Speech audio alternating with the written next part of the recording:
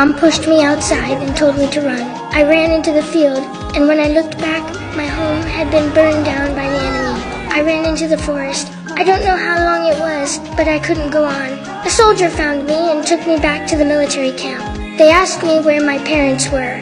I told them that the war had destroyed my home. They sent me to the hospital, and the commanding officer looked a lot like my dad. They were going to send me away because this was the front line, and kids weren't allowed. The officer gave me a wooden toy gun, and I hugged him tightly. I told him to protect himself and not let the war keep him from going home. The officer was silent. He asked me if I wanted to be his son. Of course I did. I finally got to stay. I put on a uniform and became a true soldier. I saw a lot of injured soldiers in the camp.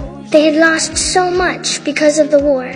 I gave water to the injured soldiers and sang songs from their hometowns for them. They cried.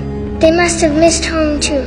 I found my dad and applied to become a courier. From then on, I delivered letters from their hometowns to the soldiers every day. Every soldier who received a letter was very happy. When I went to deliver a letter to another soldier, an old soldier said that he had just been killed.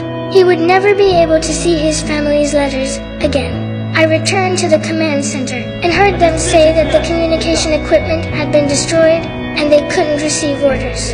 I quietly ran outside and crawled on the ground. I was scared, but I couldn't stop. The war wouldn't stop just because I was a kid. I connected the broken wires together. Communications returned to normal, and the battle turned around. That night, my dad and I were walking in the forest, and we were attacked. I hid in the trench, but Dad didn't make it. He was injured. I was so afraid of losing him. He had given me a home. Thankfully, Dad recovered quickly. Dad told the commander what I did, and the commander asked me what I wanted as a reward. I said that I wanted world peace, but the war continued.